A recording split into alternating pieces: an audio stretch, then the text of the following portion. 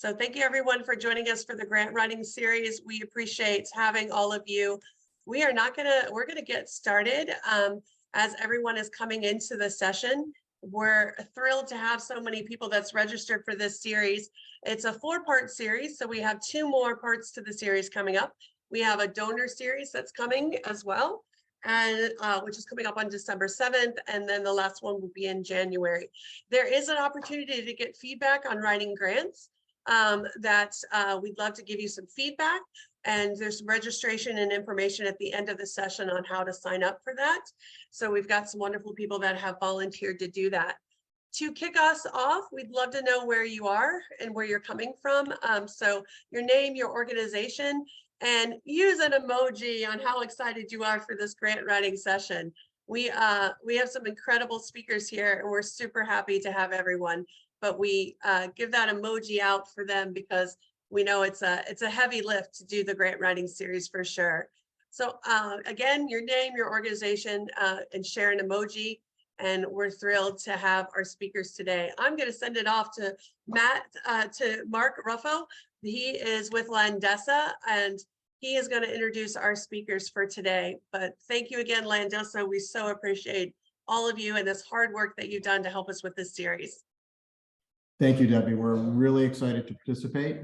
Thank you to Catalyst 2030 for running this series and for including us and giving us the opportunity to do this. We're super excited, and I'm going to just dive right in and start some introductions so that we can tackle this top 10 list. So Mark Ruffo, I'm the Chief Development Officer at Landesa. I've been doing fundraising for 2 decades, including a ton of grant writing, but we're in great hands because our 2 other speakers have even better experience than I do. I'm going to start off introducing Ellen Marson. Ellen is the Director of Foundations at Landesa.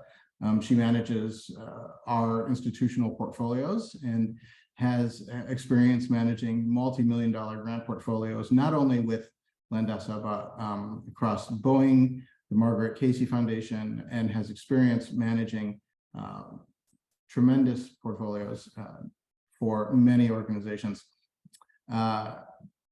Ellen's experience is primarily working with organizations that have global agendas, such as land rights at Landesa, but also she has interest in local issues around youth development, academic achievement, and social justice. She is a tremendous writer and is a huge asset for Landesa. A fun fact about Ellen is that her passion started in Poland, where she served in the Peace Corps, and she would be happy to talk about her experiences in Poland some other time. Our other speaker today is Chitra Hanstad. So Chitra is the Senior Philanthropy Officer for Asia at Landesa. Chitra is based in India now. Chitra has even more experience. She has a Master's of Science focused on international development from Eastern University. She was the ED, the Executive Director of World Relief, a refugee organization in Seattle, where she accumulated a ton of experience seeking funding and writing grants. But she's also worked on the other side and has worked for a number of foundations providing funding. So she has experience reviewing grants and providing advice to those seeking funding. Many of you may recognize Chitra's name. Chitra's husband, Tim Hanstad, is a leader within the Catalyst 2030 community. So let's go ahead and welcome Ellen and Chitra, and I'm going to go ahead and turn it over to Ellen to kick off our top 10 series. Before I do that, real quickly, many of you may have joined for the precursor to this series. Basically, it was Grant Writing 101, where we introduced some really basic components in a successful grant or a successful proposal. Today, we're going to be tackling some more sophisticated tips related to building a successful proposal. It's really impossible to tackle proposal development in any kind of a session that is limited in time like this. And so we've chosen to go with our top 10 tips for successful proposals. So now I'll go ahead and turn that over to Ellen for our first tip. All right, thank you, Mark, and thank you all for being here. So let's dive right in. Tip number one, everyone is a prospector. So we all know that there are, you can do research online and utilize free resources, but here are some more, some additional deeper tips for successful prospecting. So as I said, everyone in your organization should be a prospector, and that means all staff from all departments.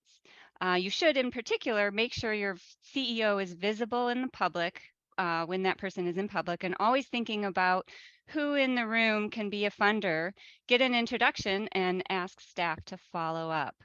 At a prior job of mine, a staff who was in the finance department and managed payroll was commuting to the office. And she got into a conversation on the ferry with the person next to her, and they started talking about where they worked. And it turned out that the person she was sitting next to worked for a large local, well-known foundation, and who knew the organization that I had been working for, and gave her a business card and said, "Hey, I want to get back in touch with you. I know we funded you in the past, and I'd like to talk again." And so we passed the card on, we got in touch, and we received another grant. So you never know who you're talking to, and all of your staff should have an elevator pitch for ready for anyone, even as basic as where do you work and what do you do. And program staff are your ears on the ground. The program teams implementing your programs have insight into what's going on the ground and can help relay information back to your team. You can also meet funders at conferences, events, and workshops. And when you're doing that, you should do your homework first and prepare the staff who are attending these conferences, events, and workshops for who will be there and who we want them to meet and talk to. And sometimes people put together like little books or a big long Word document, which is just people with their photos and a bio about them and what we want to talk to them about. Because if you have lots of different programs in your organization, you want to make sure you're being specific to what program you want to talk about. So that is it's key. It's not just attending the conference and walking around and talking. You definitely need to do your homework ahead of time and be ready to talk in those conversations and set up coffee meetings while you're talking.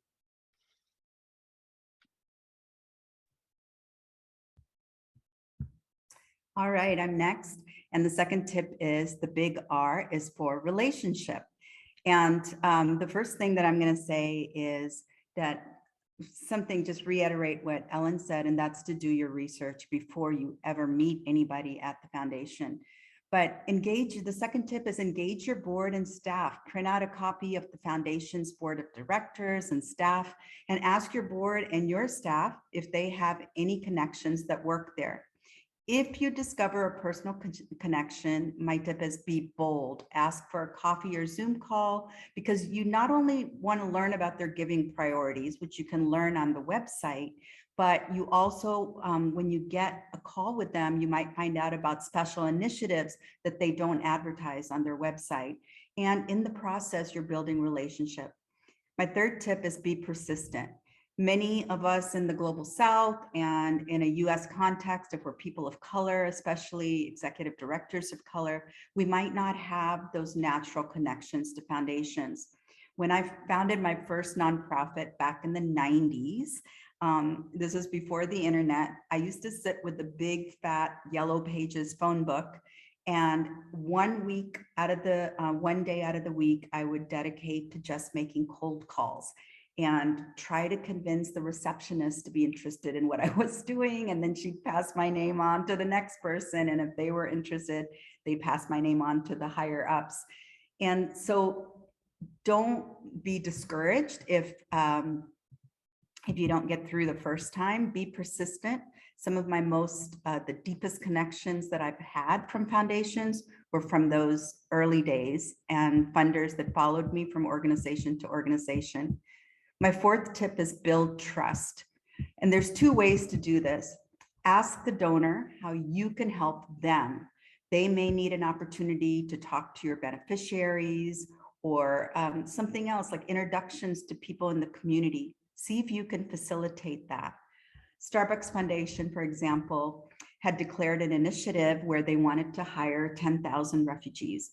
But I called them up and said, how many have you actually spoken with? And they hadn't talked to a single refugee. And so I offered to set up focus groups in our office that I facilitated, where we asked refugees if they wanted to work for Starbucks. And they sat on the periphery and listened in. So that was one way that we built rapport and relationship with the foundation without asking for money.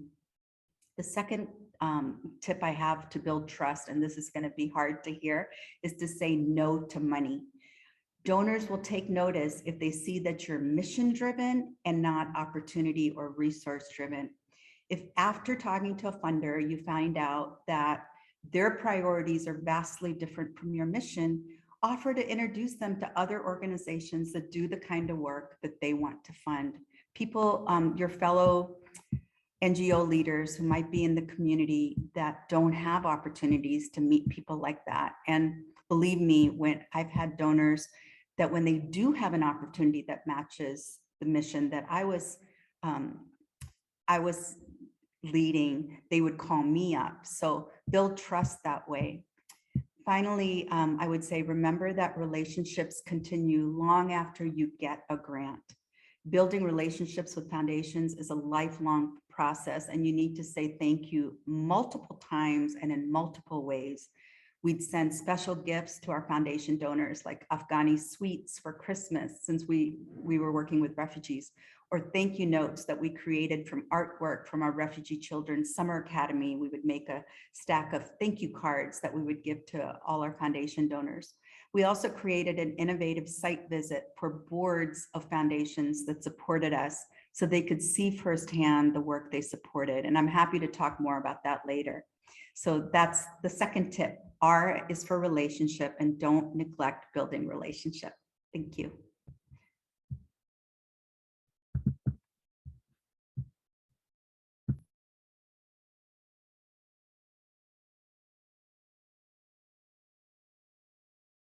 Helen, I think it's back over to you.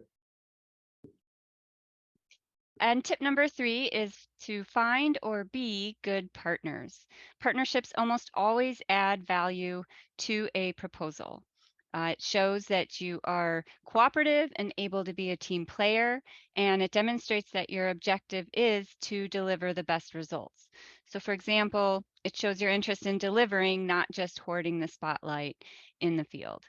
Also, bringing in partners will help with any knowledge gaps that you may have on your team.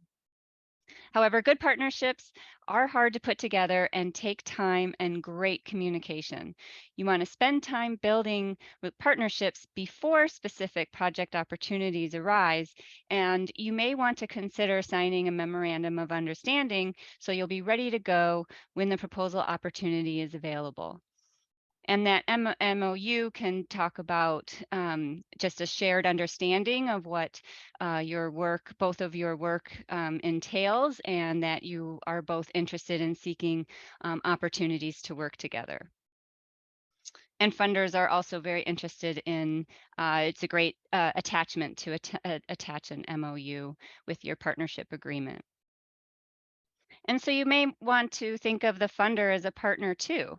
They think of being a partner with you as they invest their funds in your work, similar to what Chitra said in tip number 2. It's all about relationships, and you want to offer to help the funder out as well. If they're looking for information to build more of their strategy on your based off of your work, you can offer to speak to their board of directors and offer your expertise. And lastly, you don't always have to be the lead partner. Sometimes being a junior partner or a sub is a great way to grow, gain experience, develop relationships, and gain references for when you go for those larger opportunities. And it is worth the effort.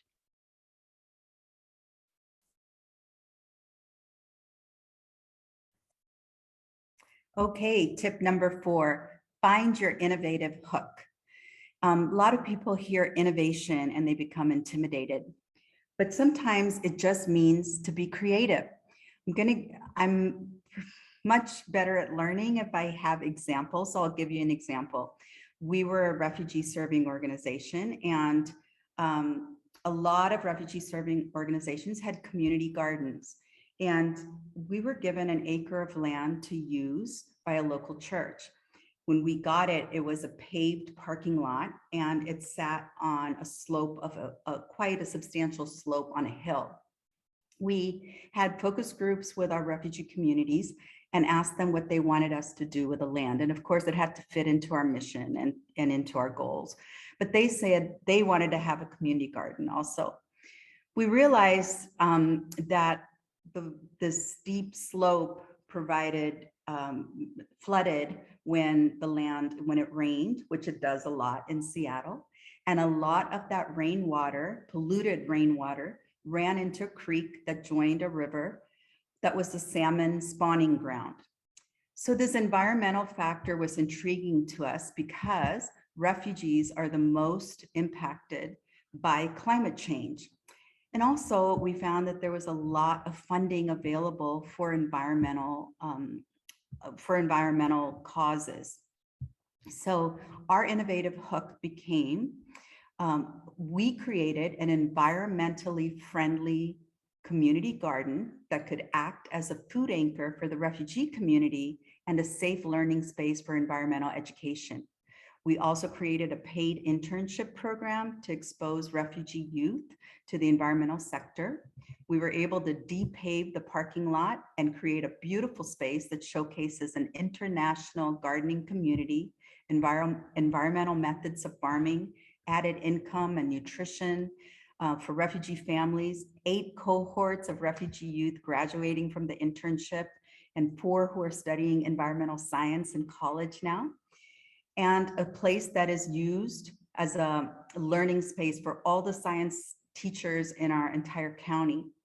We were able to raise 10 times as much money for this garden as another organization was able to raise for just a plain community garden that didn't have this unique environmental twist. So look at the programs that you're running and say, what is the innovation that we could be bringing to the things that we're already doing? The second tip is that as an organization, innovation can mean taking a tried and true technique and using it in a different way. I'll give you another quick example. Mentoring, for example. Most mentoring in an organization happens organically, but at World Relief, we decided to use it intentionally to raise up refugee leaders. We saw that in our global organization, refugees that worked for the organization were often in the service provider roles, the very lowest paid. As you went up the organization, we found that it became more and more majority controlled. So above, like, for example, in the executive director roles, I was the only immigrant. I was one of 3 women, and I was the only person of color running an office. And in our office, we decided to just kind of change the paradigm and say, how can we change this for the organization by being an example? And so I decided in 5 years, I was going to be there for 5 years and intentionally mentor all the refugee managers to take my position. And I'm happy to say, and we had a whole set of things that they needed to do. And at the end of 5 years, not only was our office majority refugee, asylee, and immigrant, but our board was also majority refugee, asylee, immigrant. And one of the folks that we mentored intentionally took the role, was interviewed and got the role of executive director. And he has lived experience as a refugee and is so much better a leader than I could have ever been as an immigrant. Finally, the last tip is, as a project innovation, as a project, innovation can be using best practices in a new context. For example, we use the best practices of business to run a class for refugees on the culture of the American business environment. This class was an opportunity to collaborate with the business community, and it shaped our curriculum and brought in guest lecturers from the local business community. Foundations loved the unique twist on this because we were able to involve people in majority culture to be in relationship with refugees. And we were able to convert a lot of those volunteers into donors. So that's the fourth tip, is to find your innovative hook in whatever you're doing. Thanks, Chitra. Let's move on to tip 5. Smart phases can increase project appeal. So what we're really getting at with this tip is that a large project or a large stream of work can be broken down into different kinds of chunks. So we're calling them phases here. You can think of a project as being a modular project where there are many different pieces, and you can add components or take components away to make the project more appealing to particular funders or in particular situations. So there's a couple of different spins on this. And I just want to reflect on 2 questions that we received in the last presentation that are related to this. So we had a little bit of a conversation about sustainability. So many funders ask about sustainable pathways for projects. They want to contribute resources to something that they know is going to produce in the future. So they'll ask about what is the sustainable pathway on a particular project. Creating phases is one way to create that sustainability. And I'll address that a little bit more in a moment. And then another question that came up was, how can you make a project that may be much larger than the resources that are being offered by a funder? How can you make that project appealing to that funder? If they can't fund the whole thing, but they're interested in participating, how can you bring them into that family of supporters? And a way to do that is to create modules or phases within that project so that that funder can take some ownership of just a piece of a larger project. So there's multiple ways to create new appeal for a project. So some of the possible phases that you could present, you can have a pilot phase. That pilot phase can be a small study that may be something that an organization funds on its own, just to prove a concept. Once there is some data in place, you can talk about implementing that pilot, scaling it up a little bit to gather more data. Again, once there is some evidence that something works, then you move more into a scaling phase. And there you can kind of jostle back and forth between implementation and scaling. Now, those are just timeline phases, but you can also add additional components or additional modules to a project. You can add geographies, you can add new villages, you can add new countries, so you can make projects grow or shrink based on the resources that may be available or that may be offered. Creating phases also reduces long-term risk. So if a funder comes in at a highly risky phase of a project, so early in a project, they may be really interested in seeing how well this works before they can commit additional resources. So by breaking these things up into different phases, you give a funder an opportunity to participate at a risk level that they're comfortable with. Sustainable pathways. When a funder asks you about what is a sustainable way forward here, you can always talk about the next phase of a project. So as you move from the pilot phase into scaling or implementation, you will appeal to different donors, and that demonstrates that thoughtful approach to how to sustain a project. Sometimes projects reach the end of a funding cycle with a particular funder, but there's still lots of work to do. By creating an additional phase, you can extend a project out to extend impact. And other pieces here, anytime a project is scalable, you're showing to the funding community that there's some ambition and growth opportunity, both for the organization and for a particular project. So lots of pieces here that can add project appeal. I'll draw on one example from Landesa that shows a really successful situation where we were able to break a project up into components. So we had a project based in Southeast Asia that was a community forestry project that was within a mangrove forest. And it was really successful. It was funded under a larger project, so we really treated it as a pilot. Because of its success and because of its overlap with climate change issues, it grew some appeal to a whole bunch of funders. And so it opened up opportunities to grow that project to new geographies.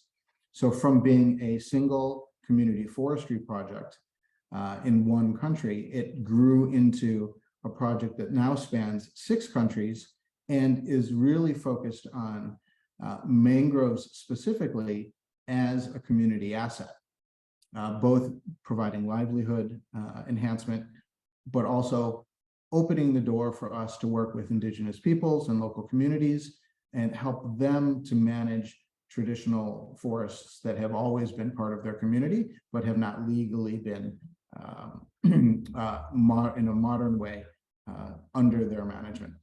And so that project continues to grow. We can add new countries to that project, and we can extend the duration of that project, and we can add acreage to the project. So there's many different ways to chunk this up. So smart phases and modules can increase project appeal. That's tip number 5.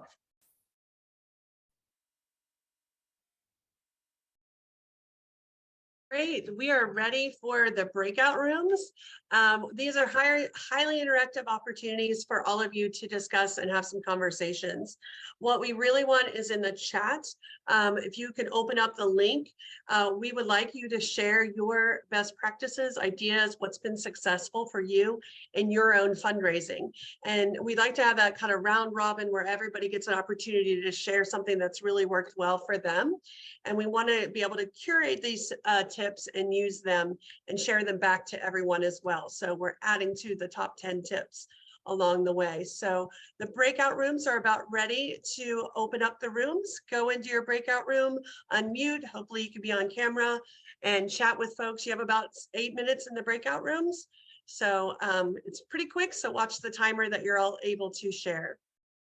Thank you again. And our speakers, thank you for joining the breakout rooms. We appreciate you guys. We had a great conversation in our room. Lots of great ideas came up, and I see that in the document that is linked, there's a tremendous number of great ideas there. I don't think we're going to dive into too much detail, but I'm just going to share 2 of the ideas that came up in our room. And there's a lot of alignment between the ideas that are popping up on this sheet, and I think they can find homes within all of the top 10 lists that we've found as well. So lots of really common best practices, I think, are emerging.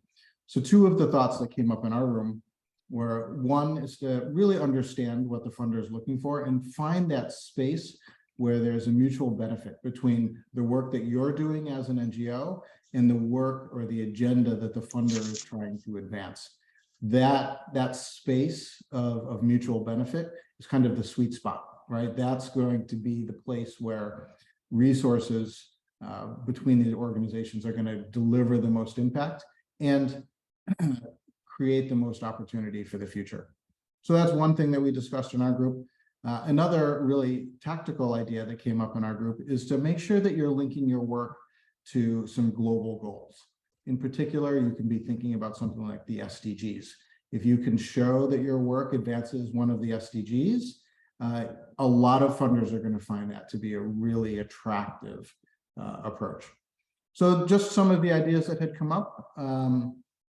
If we can, maybe we can have one other person from a different group share some ideas. Does anybody want to volunteer that? Or Debbie, do you want to pick somebody? Yeah, does anybody want to unmute and share? Volunteers? Chitra's room or one of the other rooms? We talked about partnering and using Catalyst as a resource to find others to partner with, and not like if smaller organization is having a hard time writing grants, to be the sub-grantee. I think Ellen shared that in one of her points, but we also said that would make it a lot more fun if you do it with somebody else than if you did it alone. So. Great.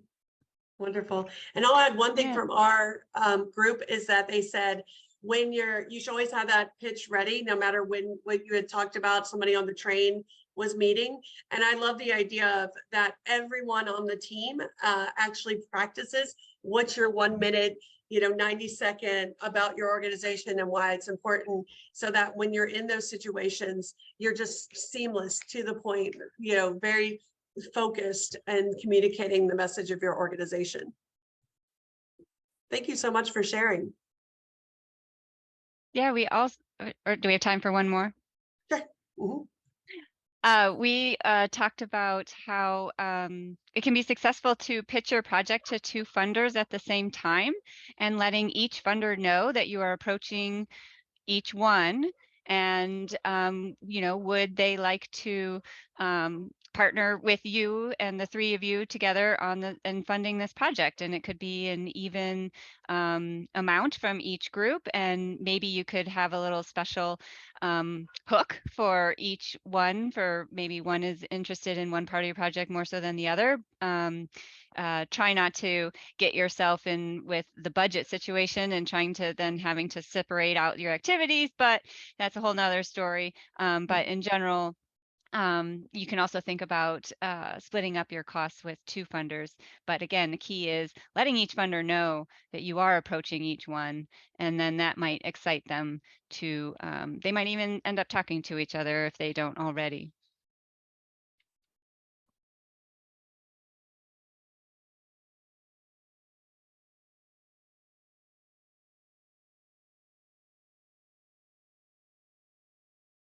Okay, we're jumping right back in to tip number 6, where you should treat your proposal development as a project. Just like a project, there are many components of a grant proposal that need to be tracked for getting done. Any good project has a timeline to build accountability and avoid procrastinating. You want to build your timeline backwards from 1 to 2 days before the deadline to allow time to assemble the full proposal package. And if for some reason you forgot a signature and that person is traveling, you have a day to still try to get that task done. You should assign tasks for input, such as your content expertise from your program staff.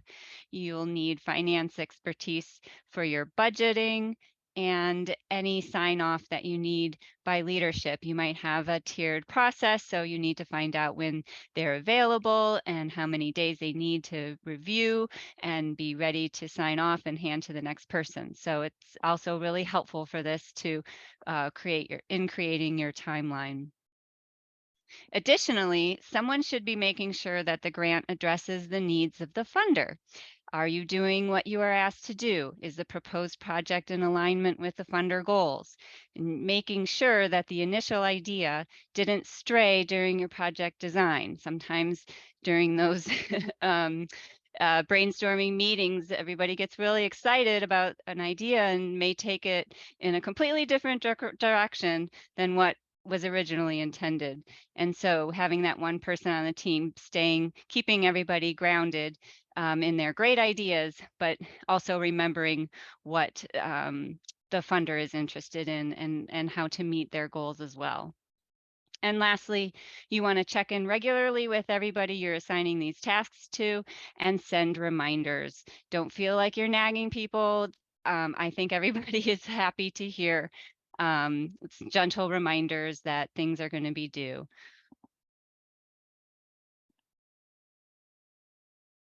Great, thanks, Ellen. I've got tip 7, make budget sense. Budgets are a huge challenge for people. And so these are just some tips on how to make the budget work for you. Proposal budgets never truly cover all of your costs, but you want to do your best There's many ways to do that. You want to make sure that you're recovering as much indirects as possible. And when you can't fully cover your indirects, you want to try to turn as many of those indirects into direct costs. You want to prove to your funder through a budget development process that you are doing work in an efficient way, right? The funder is interested in knowing that their money is being spent efficiently, and a good budget is a great way to demonstrate that. Good budgets also demonstrate an organization's commitment to the project. This shows not only that you have a responsible approach, but a good budget shows what other resources are being dedicated to a project that aren't coming from the funder. And by showing that an organization is investing some of their own money into a project, that's a great way to demonstrate commitment. Some of the problems with budgets is that there are few standardized ways to really present financial information. Sometimes a funder will provide a template. If they do, make sure you use it. If they don't provide that standard template, then you want to try to standardize your approach as much as possible. And there's lots of templates that are out there. Get to know them, get to understand what some of the standard categories are. So things like personnel and fringe costs, consultants as a line item or a direct cost, travel, other direct costs, and what counts as an indirect cost. There are many different definitions of allowable indirect costs. And so you want to try to understand that as best as possible so that you maximize your recovery when you're building a budget. And then finally, make sure that you align your budget and your project narrative. You don't want a reader to look at the proposed activities in your project and then look at the budget that comes with your project and say, these don't really match. You want to make sure that these are supportive of each other, which may mean that you need to start thinking about the budgeting process really early in a proposal development so that everything links up, that the budget reflects those proposed activities, and that the budget is really clear and understandable. That's tip number 7.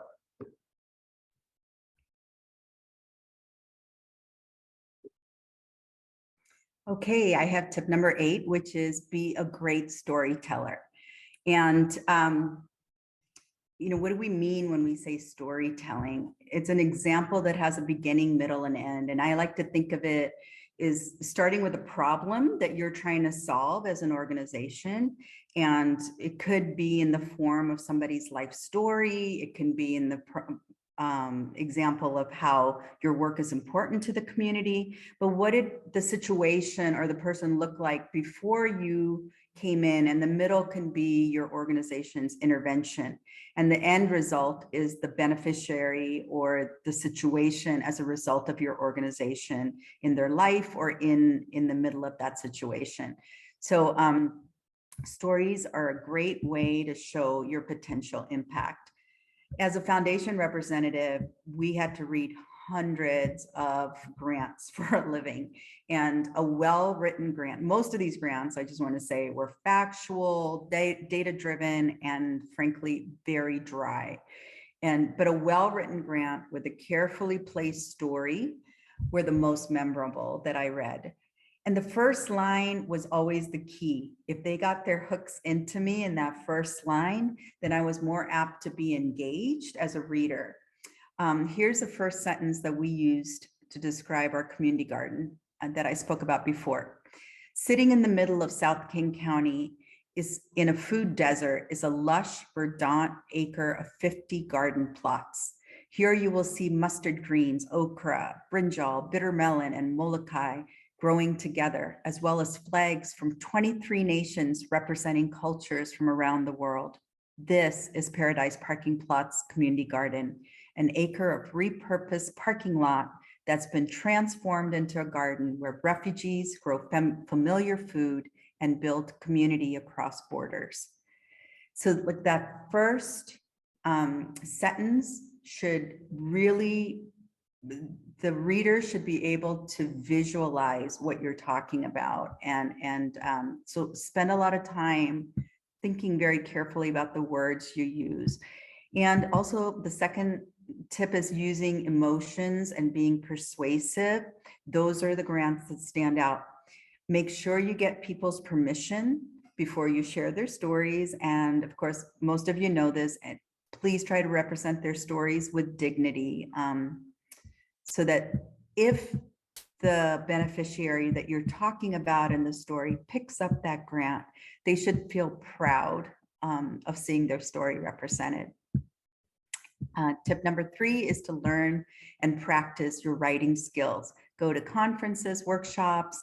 I still try to brush up on my writing skills, even after all these years. Read tips from other people and see what other people are doing innovatively. I think in the resource document, there's some conferences that you can access. And I'm going to add a couple more tips. The fourth one that I quickly want to add is don't be discouraged if your application does not get funded. This was a mistake that I made when I first started writing grants, and in the first organization that I founded. There are fewer foundations nowadays than when I started that have open application processes. Most of them nowadays, you have to be invited to apply. So those foundations that do have open applications get tons of applications that they have to review for limited dollars. That's why it's so important to build relationship, because even if you're a great writer, it's harder. Like if you can get your foot in the door and get invited to apply, that's the best of all possible worlds.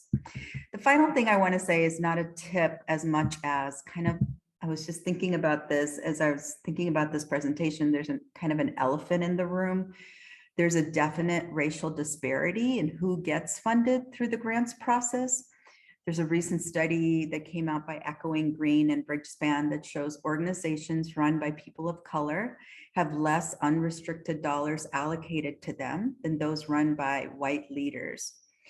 But instead of letting this discourage us, we need to have strategies to overcome these barriers. Some of the things that I've tried successfully as a dark-skinned woman in a minority context that I've tried and it's been successful is to find allies from majority culture or a key leader from the global north. Or one thing that works really well is if you've been funded by one foundation, ask your program officer, you find that person and you build trust with them, and then ask them to introduce you either electronically or in person to their personal network, and ask them to vouch for you and for your work. The second thing that I found helpful is to find networking opportunities where donors will be in attendance, and like do the research. If there's some kind of public event where donors will be, find out who they are, do research on them, figure out a unique pitch to explain why your organization is uniquely positioned to be funded by them. And what I do is I just make a beeline. It just goes straight to that person, wait in line to talk to them. And I practice my 3 to 5 minutes of what I want to say to them to try to get them to be interested in the work. So that's another way to do it. Just basically showing up to organizational meetings cold that are open to the public. And finally, the one thing I wanted to say, and this might not apply to you guys, but it sure has applied to me, is a lot of us who are leaders of color, we have to get past our own doubts. Many of us, especially women of color, I think, suffer from imposter syndrome. We could have an entire discussion on this, but I found that self-talk is something that can be either negative and bring you down, and we can get into our thoughts and think, why are we even in the room? We don't belong here. But self-doubt and self-talk is something we can control. How people receive us is something we can't control, but we can control our own attitude, and we need to encourage ourselves that we do have something important to offer, and we definitely should be in this space. And then the other thing that I found really helpful is to find a friend or a fellow colleague of color that can be my cheerleader, that I can go to, that can they can encourage, and we can be mutually encouraging to each other when we get down on ourselves. So that really doesn't have anything to do with storytelling, but I just somehow felt that was very important to say. So be a good storyteller. Thank you. Thanks, Chitra. So that was like a bonus tip for everybody, a couple of bonus tips in there for everybody. So fantastic advice. Thank you. Tip number 9. I'm going to keep this one quick. Building an evaluation plan during project design. We had talked quite a bit actually about evaluation plans in our last session, and there were some questions that came up around that. One of the keys to building a successful evaluation plan and making it feel like an intrinsic part of a proposal is to really do the evaluation design from the beginning. Make sure that you include all of your evaluation thinking at the outset, because if you try to just add evaluation and metrics as a tag on at the end of the proposal design process, you're going to find that it doesn't do a very good job of it, of actually communicating benefit and progress. Instead, you need to be thinking about this from the very beginning. And there's 2 main reasons for that. One is it's going to be a more effective evaluation plan if you do that. So if you're designing your activities with evaluation and impact in mind from the beginning, you're going to more successfully create or discover that baseline that you need to actually show how much impact you've had. You're going to create better activities in order to design, or in order to create that impact. And you're going to have a really good sense of how much additional effort is required to do a successful evaluation, which means you're going to have the right budget, and you're going to have the other human and non-human resources that are appropriate for creating a comprehensive evaluation plan. When I say human and non-human resources, what I really mean is that you've got to have people and their time to do this correctly, but you also are going to have to engage in people to do the analysis.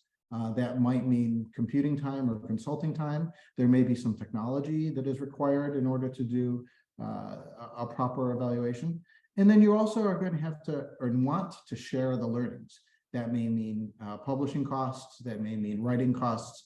There's a lot of other stuff that goes along with a successful evaluation plan that is really difficult to anticipate unless you're thinking about it from the very beginning.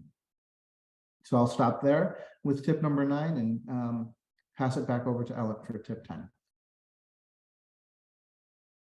Thank you, Mark. Tip 10, smart reporting can open pathways to renewal. So reporting can be one of the steps for renewal funding if that funder is open for funding the project again. So this is where you show the impact of the project and how their funding helped. Your report should include a focus on the project's impact. So this is where, from tip number 9, this is where you're building your data and evaluation results to demonstrate the impact and or progress that your project had in your community. And you want to show, your report should be presented and organized well. So in terms of just, you may want a whole section on explaining your data and evaluation and have tables and explanations and sidebars for, again, like your little storytellers. Here's a individual story of how they were successful in your project. You can get creative in how you explain your results and be detailed again by explaining how you how you conducted the evaluation, what your parameters were. You don't simply have to say, a survey found this, explain how many people received the survey, things like that. So you want to be detailed in your explanations. And tell your project story. So you want to tell your stories of progress. And again, include photos, tables, charts, to help reading go easier and help create visualizations in your report.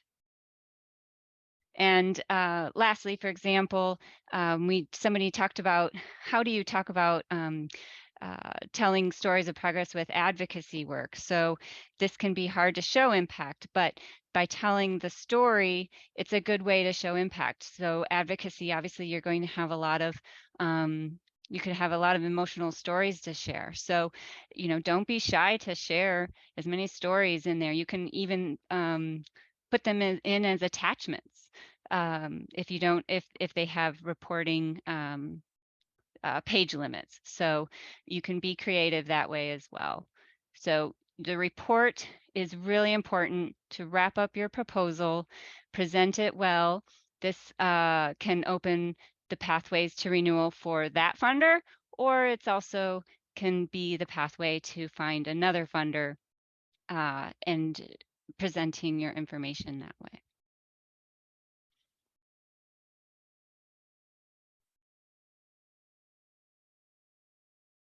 Thank you, Ellen. So I think we've got just a little bit of time for 1 or 2 questions. There's lots of opportunity for you to ask questions in the chat, and we can tackle some of those in the chat. And we'll also answer questions afterwards. If you leave them in the chat, we'll get back to you in the follow-up to this session. But if you have questions that you'd like to ask now, we've got time for 1 or 2. You can either come off mute and ask that question, or if no one is willing to do that, I can answer questions that show up in the chat.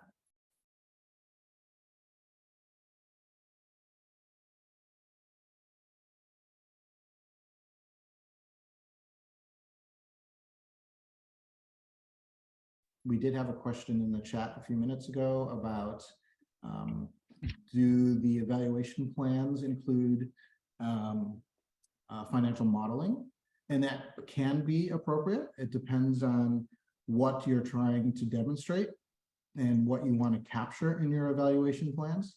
We answered in the chat that, for example, if you are focused on providing efficiency in your intervention, if you're really trying to demonstrate that your approach is maybe cheaper than and more efficient than other approaches that are out there, then financial modeling is going to be a really great way to demonstrate that. So evaluation plans can take on many, many different forms, and sometimes things that you don't think of in evaluation actually fit in really well to a post-activity evaluation plan. Let's see, is there a question here? Mayaya. Yes. Hello, everyone.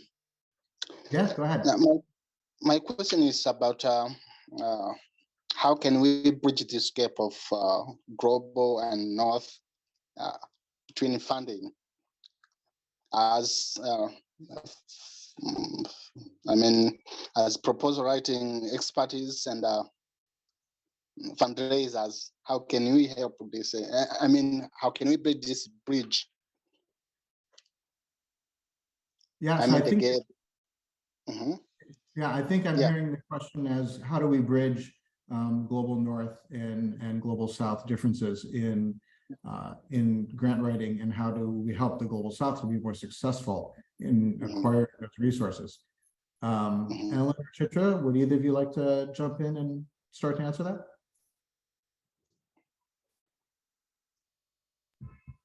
I think that's a tough question.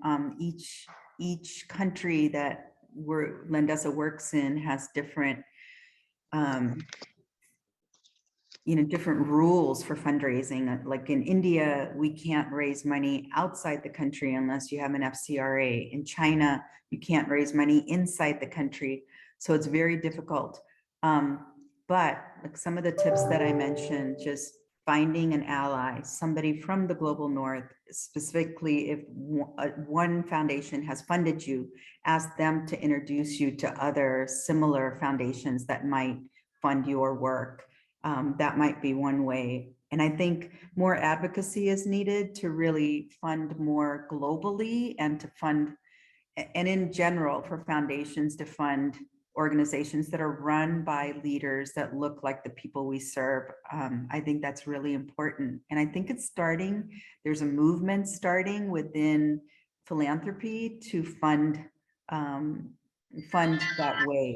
So, but I don't know, Ellen, do you have something to add to that? That's a quandary for me as well.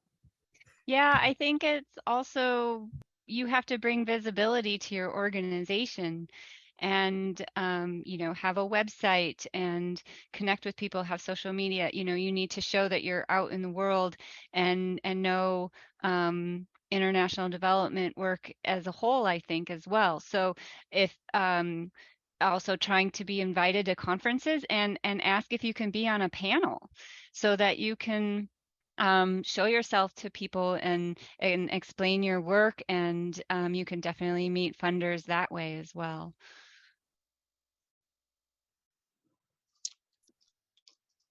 Great, thank you. There's one question in the chat, looks like it may have come just to me. Is it a good idea to meet or discuss with the funder before actually writing the proposal? I would say absolutely. If you have the opportunity to talk with the funder before you start writing, you should take advantage of that. This is your opportunity not only to ask questions and get clarity, but also to learn what the funder is actually looking for. There's a lot that is not communicated in the actual RFP that really is only communicated when you start to have those face-to-face conversations. And so absolutely, if you can talk to a program officer or someone else at the funding organization, do it.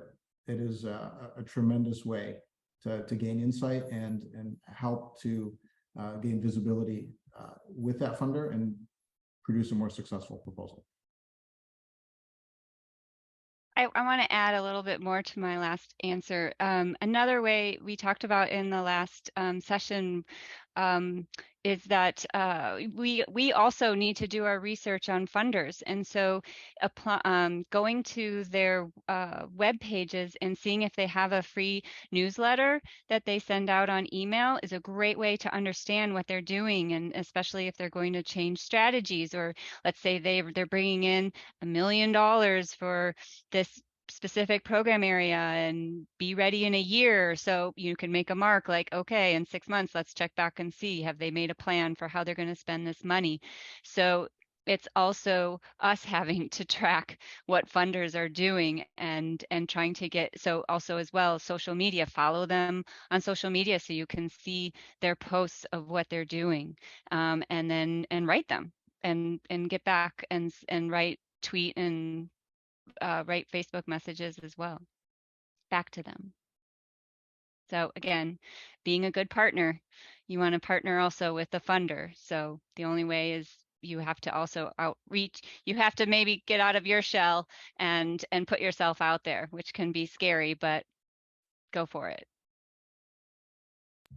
Yeah, I'm actually an introvert and my husband is an extrovert, and I really have to push myself out of my comfort zone when I go to these meetings. By the end of the meeting, Tim will have met every single person and have their business card, and I would have had like deep conversations with 2 or 3 folks. So yes, and a lot of us, I do want to acknowledge that we might not be huge organizations, we might be startups, and we might be the entire development team. I've been there, and we don't have people to hand things off to, and we're doing all of the prospecting, the writing, the relationship building, reporting on our own. And I've been there. It's hard work, but one of the things that as an introvert I have to remind myself is I'm not, you know, I'm in that room not representing myself, but the people that we serve, they might never have a chance to be at the tables that I'm at or be in the situations that I'm in. And I have to get myself out of the way so I can bring them into the room, right? And the cause that we're fighting for into the room. So again, just, yeah, and Matt put into the chat that one of the campaigns that Catalyst is doing right now is to try to change the type of, to change philanthropy, and we can all sign on to that. So we should do that as well.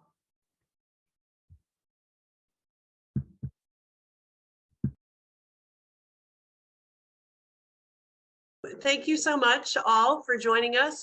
We want to give a big round of applause for our speakers. We can do that with our emojis down here. But thank you so much. You guys are amazing. We have learned so much from you and we're super excited for this series.